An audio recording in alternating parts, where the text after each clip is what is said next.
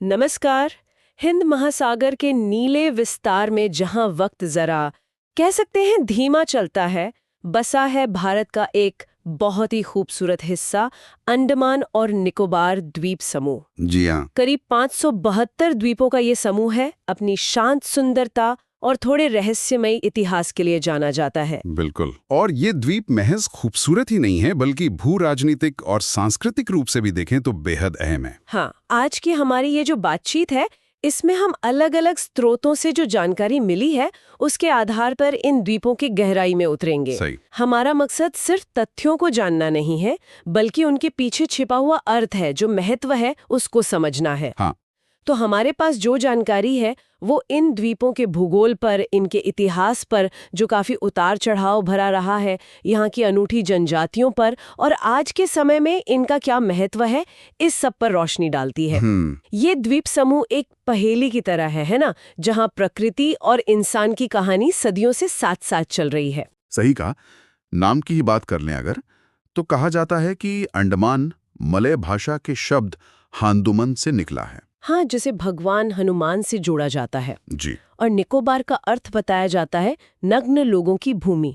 अच्छा। जो शायद यहाँ के जो मूल निवासी हैं, उनकी प्राचीन जीवन शैली की तरफ इशारा करता हो। ये नाम ही अपने आप में इतिहास की कई परतें खोलते हैं। बिल्कुल। और आज तो ये भारत का एक प्रमुख पर्यटन स्थल बन चुका है, खासकर अपने बेमिसाल कोरल रीफ्स के लिए। हाँ, मूंगा भित्तियां। हाँ, चांदी जैसे चमकते समुद्र तटों और दुर्लभ पेड़ पौधों के लिए भी। लेकिन पर्यटन से हटकर भी देखें तो इन द्वीपों की जो रणनीतिक स्थिति है वो भी बहुत महत्वपूर्ण है। हाँ, उस पर हम आगे बात करेंगे जरूर। ये बंगाल की खाड़ी और अंडमान सागर के बिल्कुल बीचों बीच स्थित है, एक तरह से समुद्री दुनिया के चौराहे पर। एकदम। और ये जानना भी बहुत जरूरी है कि इन द्वीपों का करीब 86% हिस्सा आज भी घने उष्णकटिबंधीय जंगलों से ढका हुआ है। 86%? ये तो बहुत ज्यादा है। बहुत ज्यादा।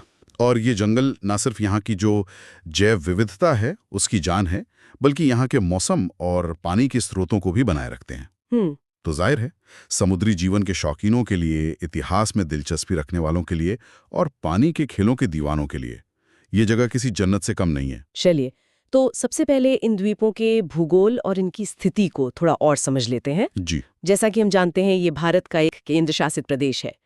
कुल 572 द्वीप हैं, जिनमें से करीब 38 पर ही इंसानी बसाहट है। हाँ, लगभग 38। और राजधानी का नाम अब श्री विजयपुरम है, पहले पोर्ट ब्लेयर था। जी, पहले पोर्ट ब्लेयर था।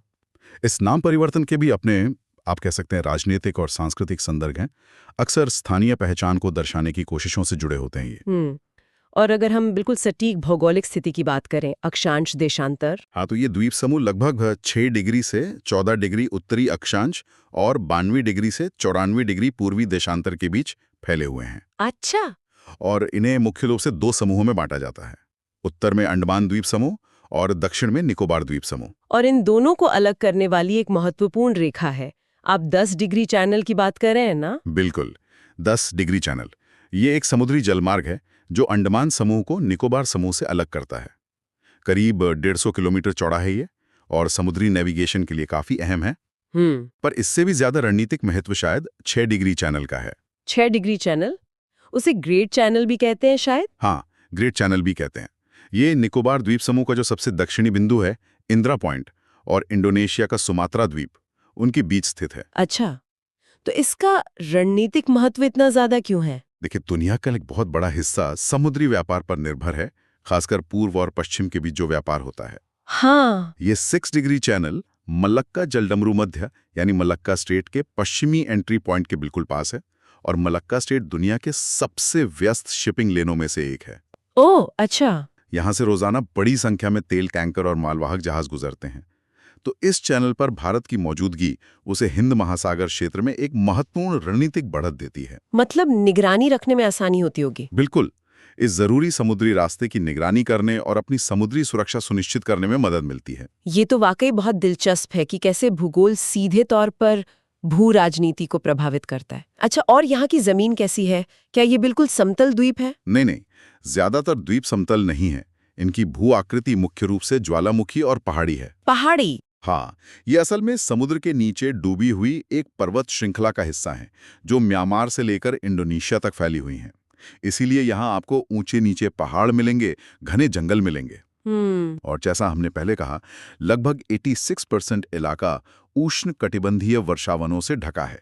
हजारों किस्म के पेड़ पौधे, जीव जंतु, उनका घर है ये। और वो ज्वालामुखी वाली बात? हाँ, एक और अनोखी बात, भारत का एकमात्र सक्रिय ज्वालामुखी बैरन आइलैंड, यही अंडमान सागर में है। सक्रिय मतलब? अभी भी, हाँ, मतलब कभी कभी धधकता रहता है, समय समय पर इसमें गतिविधियां होती रहती हैं। कमाल है, यानी प्रकृति ने यहाँ अपना भरपूर खजाना लुटाया है। चलिए अब जरा इन द्वीपों के इतिहास की गहराइयों में उतरते हैं। क्या पुराने भारतीय ग्रंथों में इनका कोई जिक्र मिलता है, जैसे रामायण महाभारत में? कुछ विद्वान ऐसा मानते हैं कि रामायण में हनुमान जी के लंका जाते समय या महाभारत काल में शायद इन द्वीपों का कोई अप्रत्यक्ष उल्लेख हो सकता है, लेकिन इस पर कोई ठोस पुरातात्विक प्रमाण मिलना मुश्किल है।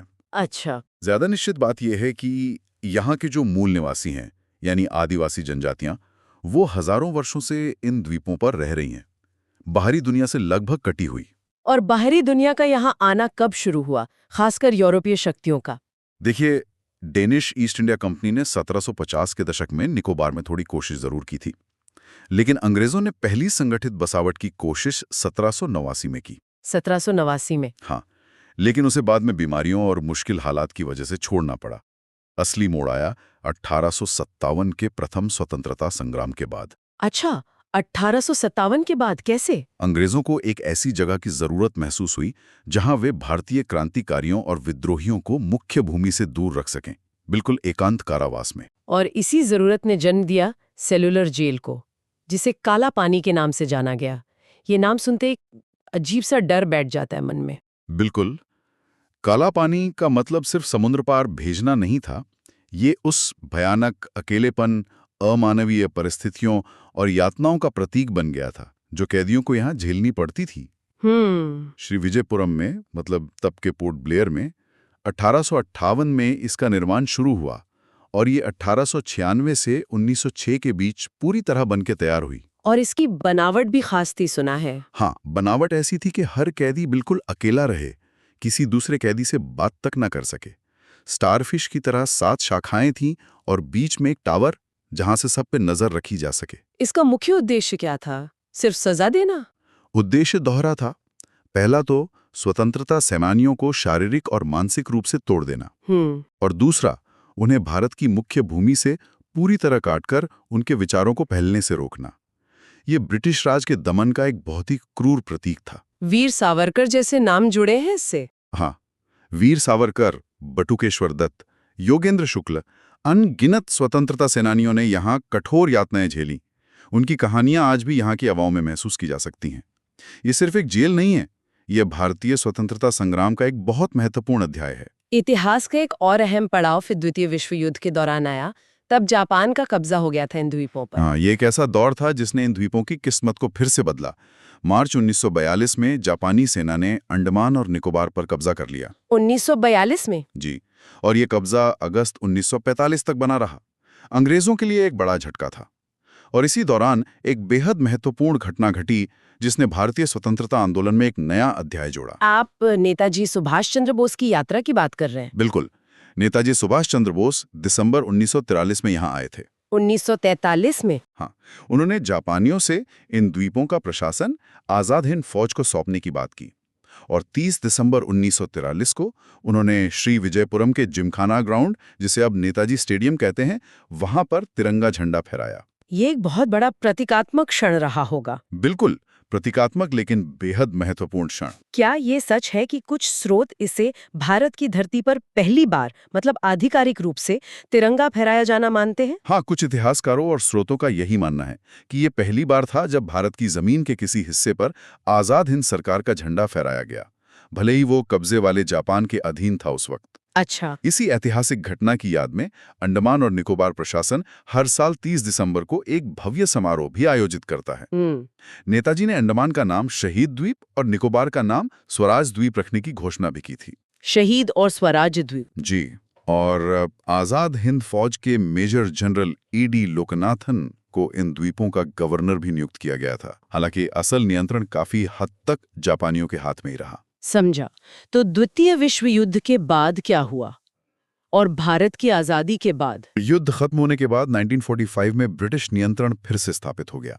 फिर 1947 में जब भारत आजाद हुआ तो ये द्वीप समूह स्वाभाविक रूप से भारत का हिस्सा बने। ठीक है। 1950 में इन्हें भारतीय गणराज्य के हिस्से के रूप में मान्यता मिली और 1 नवंबर 1956 को इन्हें केंद्र शासित प्रदेश का दर्जा दिया गया। तब से ये भारत का एक अभिन्न अंग है। इतिहास तो वाकई बहुत गहरा और बहुस्तरीय है यहाँ का। अब जरा यहाँ के मूल निवासियों की बात करते हैं, जनजातियों की।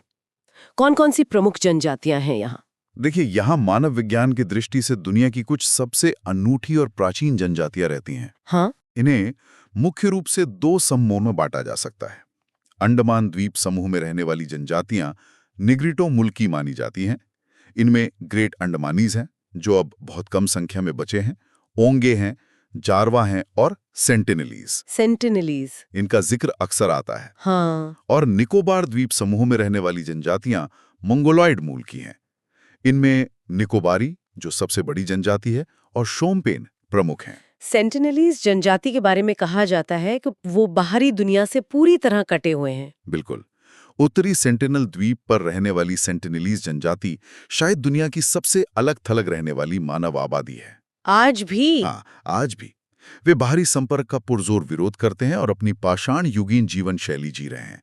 भारत सरकार ने भी उनके द्वीप के आसपास के क्षेत्र को प्रतिबंधित कर दिया है। क्यों? ताकि उनकी संस्कृति और स्वास्थ्य की रक्षा की जा सके, किसी बाहरी हस्तक्षेप से उन्हें बचाया जा सके। उनकी भाषा, उनके रीति रिवाज, उनकी सामाजिक संरचना, इसके बारे में हमें बहुत ही कम जानकारी है। वो एक जीवित रहस्य हैं। और जारवा, ओंगे जैसी दूसरी जनजातियों की स्थिति कैसी है? क्या वे भी इतने ही अलग हैं? नहीं, जारवा और ओंगे अब बाहरी दुनिया के संपर्क में कुछ हद तक आ चुके हैं। हालांकि वे अभी भी अपनी पारंपरिक जीवन शैली को काफी हद तक बनाए हुए हैं। उनके क्षेत्रों से सड़कों का गुजरना या बाहरी लोगों का बढ़ता संपर्क उनके लिए कई चुनौतियां लेकर आया है, जैसे ऐसी बीमारियां जिनका उनके शरीर में प्रतिरोध नहीं है और उनकी संस्कृति पर बाहरी प्रभाव पड़ना। हाँ, ये तो मुश्किल स्थिति है। जी। सरकार और कई संगठन उनके संरक्षण और कल्याण के लिए काम कर रहे हैं, लेकिन ये एक बहुत ही संवेदनशील मुद्दा है कि कैसे आधुनिकता और पारंपरिक जीवन के बीच संतुलन बनाया जाए। वाकई बहुत जटिल स्थिति है। अच्छा, अब जरा यहाँ की जलवायु और अर्थव्यवस्था पर एक नजर डाल लेते हैं। जलवायु कैसी रहती है यहाँ? जलवायु यहाँ की उष्णकटिबंधीय मानसूनी है, मतलब साल भर तापमान गर्म और नमी वाला रहता है, औसतन 23 से 31 डिग्री सेल्सियस के बीच। और बारिश? बारिश मुख्य रूप से मानसून में होती है, मई से मध्य सितंबर तक और फिर नवंबर से मध्य दिसंबर तक। मौसम ज्यादातर सुहावना रहता है, खासकर अक्टूबर से मई के बीच।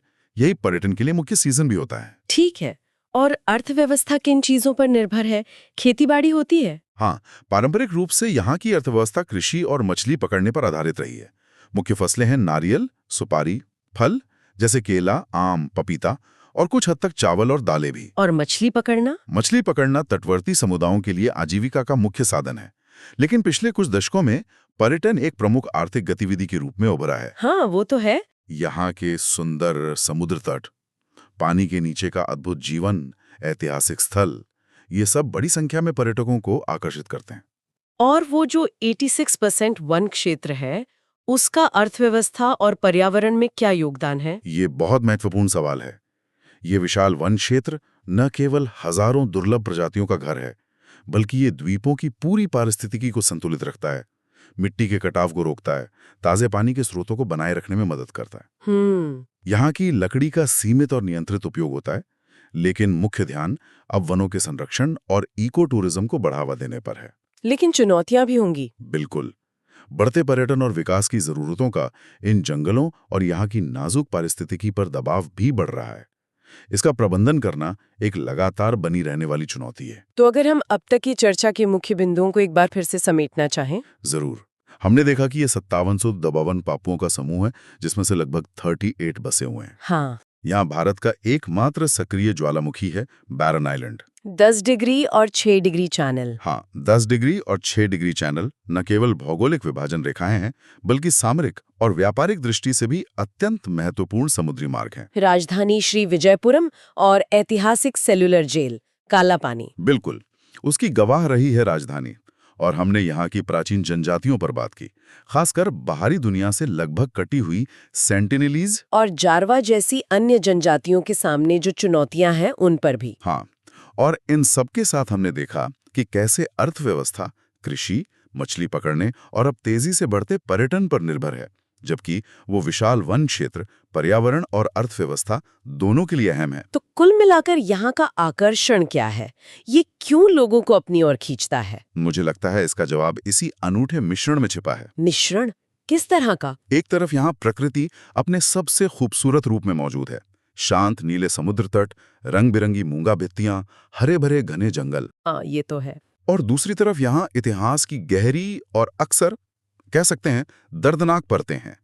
सदियों पुरानी जनजातीय संस्कृतियां हैं, औपनिवेशिक काल की क्रूर सजा कॉलोनी का अतीत है, द्वितीय विश्व युद्ध की यादें हैं और भारत के स्वतंत्रता संग्राम से जुड़ाव है। ये मिश्रण ही इसे खास बनाता है। बिल्कुल, शायद यही वजह है कि यहाँ हर तरह के यात्री आते हैं।